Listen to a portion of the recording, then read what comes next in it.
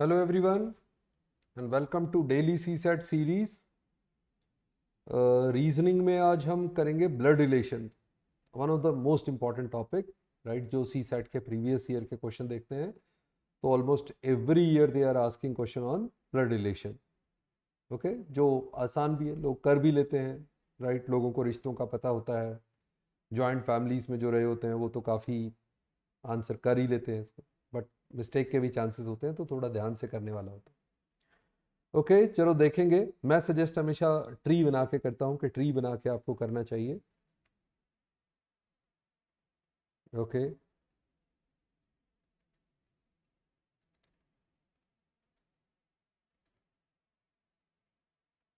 चलो यहाँ देखते हैं। फर्स्ट क्वेश्चन CSAT 2020 में आया हुआ क्वेश्चन है ये, right. Almost every year CSAT is asking question on blood relation. तो देखते हैं जरा। A family of two generation consists of 6 members, PQRSTU, has 3 males and 3 females. There are 2 married couples and 2 unmarried siblings. U is P's daughter. Okay, तो बना लेते हैं ऐसे ही। उसने यही कहा है कि जो जनरेशन है वो 2 ही है, राइट, 6 मेंबर। तो देखते हैं, उसको यूज करेंगे। So U is P's daughter. मैं ये जो माइनस का साइन साथ में डालता हूँ यू से, ये डॉटर फीमेल के लिए है, तो पी की daughter. And R Q is R's mother in law. Okay, Q is R's mother in law. Okay, तो क्यू क्या है? आर की मदर इन लॉ है। तो कहाँ मदर इन लॉ बनेगी, चलो वो भी देखते हैं। T is an unmarried male.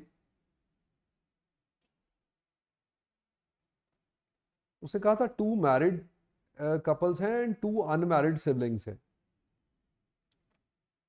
And U is P's daughter and Q is R's mother in law. T is an unmarried male and S is a male. Okay, देखें जरा। T is an unmarried male, तो जो नीचे ही होगा, मैं अगर sibling लेके चलूँ जो अनमैरिड है वो तो नीचे ही लेके चलता हूँ, राइट। एक यू थी और यहाँ पे लेट से मैं टी को भी ले लेता हूँ। ये ब्रदर सिस्टर ही यहाँ पे अनमैरिड मेल है। ओके, और साथ में उसने कहा था Q is R's mother in law. तो कैसे हो सकता है आर्स मदर इन लॉ?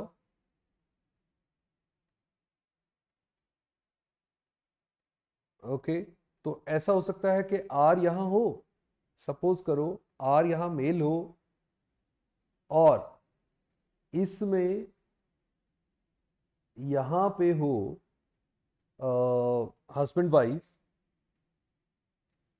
तो क्यू जो है यहाँ बन सकती है,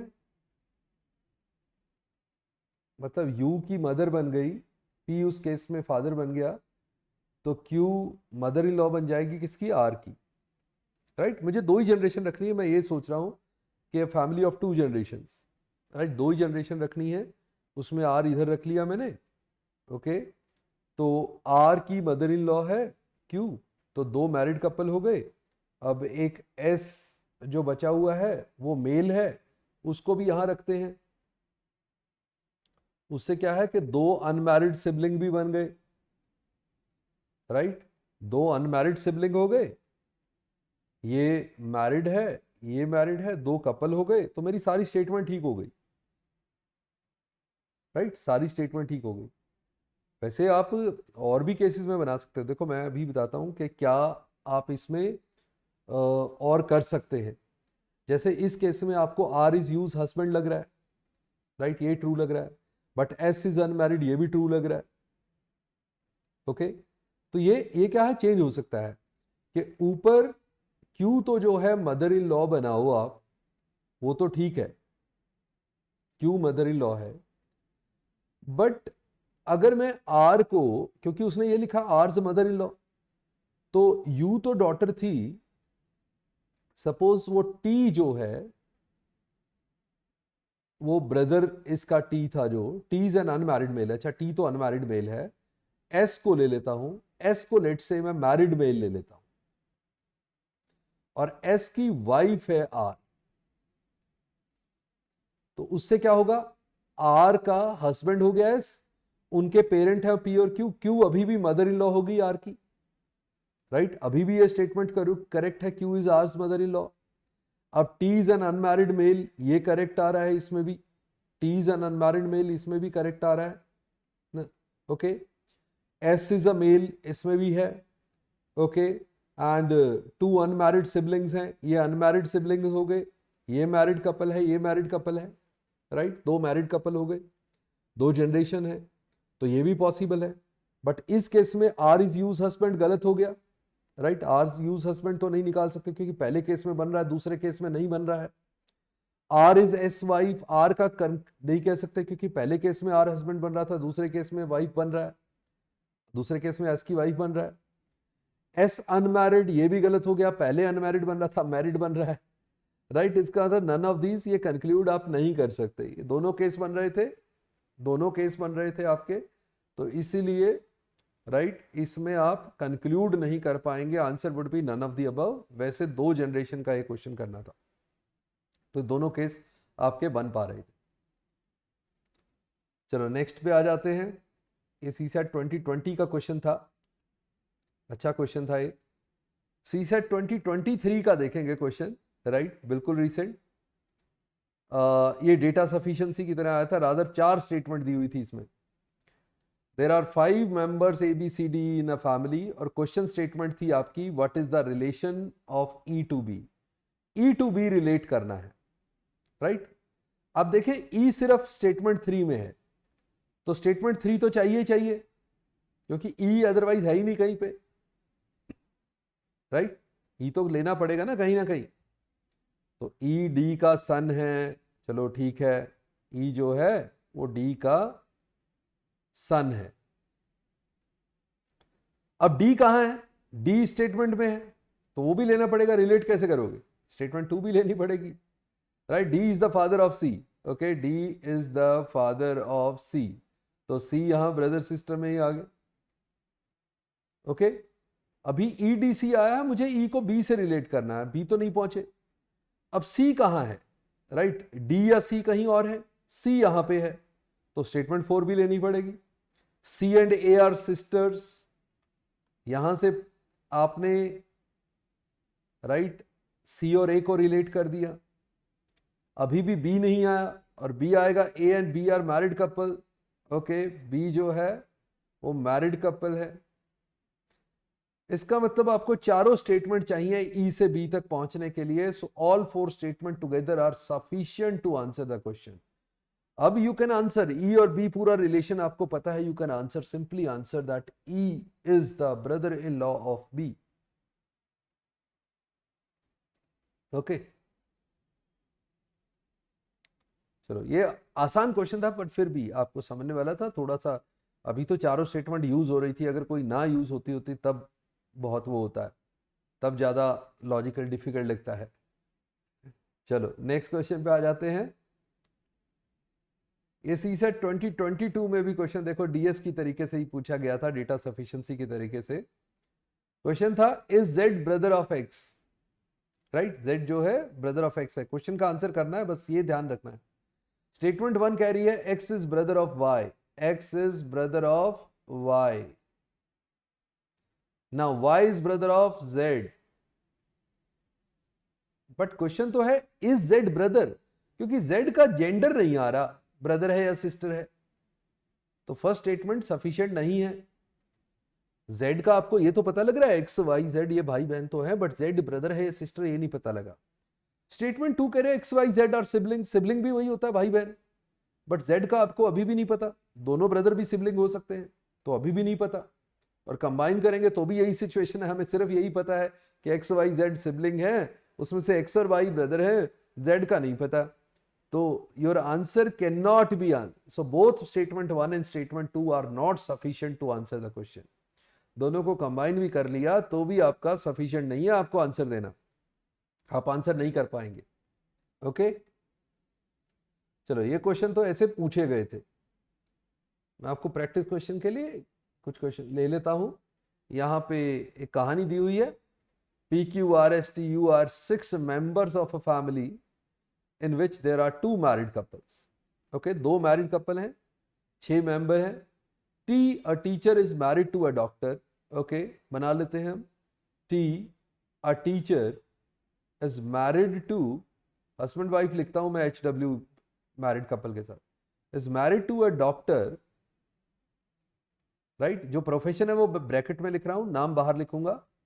okay, who is the mother, अच्छा ये मदर है तो ये फीमेल है तो ये मेल हो गया, right. Who is the mother of R and U, R and U ये सिबलिंग है, ब्रदर सिस्टर लिख देता हूं मैं, BS। Q, the lawyer is married to P, अच्छा ये फुल स्टॉप है। Q, the lawyer is married to P। Okay, दिया नहीं हुआ। P has 1 son and 1 grandson. मुझे क्या दिया हुआ था, 2 ही है मैरिड लेडीज, राइट। तो एक ये है, ग्रैंडसन कहां बनाऊंगा, उससे नीचे जाऊंगा, ऊपर बना देते हैं, राइट। Q एंड P यहां बना लेते हैं। Q, the lawyer is married to P. P has 1 son, okay, 1 son, ये Q और P का सन हो गया, and 1 grandson। तो इनमें से एक कोई ग्रैंडसन हो जाएगा, okay, right. So P has 1 of the 2 married ladies, 1 is housewife। देखो एक मैरिड लेडी तो डॉक्टर है, तो एक मैरिड लेडी हाउसवाइफ होगी, तो ये हाउसवाइफ होगी, ये लेडी होगी P, क्योंकि ये लॉयर के साथ मैरिड है, तो 2 मैरिड लेडी में से एक आनी थी। Okay, now of the 2 married lady, 1 is housewife, there is also 1 student and 1 male engineer। Okay, सो यहां पे क्या होगा, ये एक ही ग्रैंडसन था, तो एक मेल होगा एक फीमेल होगा। मेल वाला जो है वो इंजीनियर होगा इस जनरेशन में, जो 3rd जनरेशन है। ओके, फीमेल वाला होगा स्टूडेंट होगा, राइट, बिकॉज मेल इंजीनियर लिखा हुआ है। ओके, और कहीं मेल इंजीनियर बन नहीं सकता। Then which of the following is true about the grand daughter, अच्छा ग्रैंड डॉटर ये होगी, राइट, इनमें से यू और आर में से कोई। She is the lawyer, she is engineer, she is a student. देखो ग्रैंड सन जो होगा वो इंजीनियर होगा, ग्रैंड डॉटर जो होगी वो स्टूडेंट होगी, राइट, क्योंकि मेल इंजीनियर है, 1 स्टूडेंट एंड 1 मेल इंजीनियर, ये आपके ग्रैंड सन और ग्रैंड डॉटर ही हैं। ऊपर वाले तो सारे आपको पता है ना, ये लॉयर है, ये हाउसवाइफ है, टीचर है, डॉक्टर है, वो सारे आपको पता है, राइट। तो जो 3rd जनरेशन है जो लोअर वाली, तो वो ग्रैंड सन ग्रैंड डॉटर, उसमें से डॉटर जो है वो स्टूडेंट होगी, और सन जो ग्रैंड सन जो होगा वो इंजीनियर होगा, राइट। उसने लिखा हुआ था मेल इंजीनियर। ओके, तो चलो नेक्स्ट पे आ जाते हैं।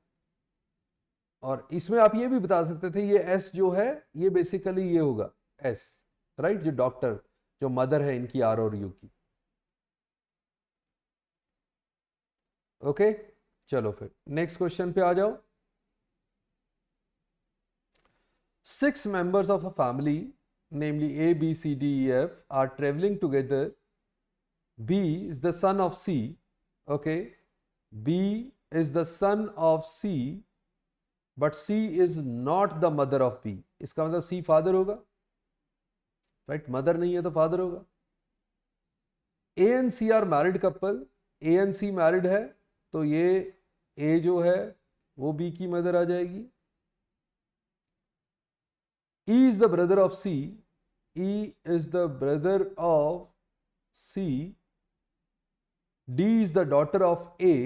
ओके, इन दोनों का ही A और C का ही B सन है और D डॉटर है।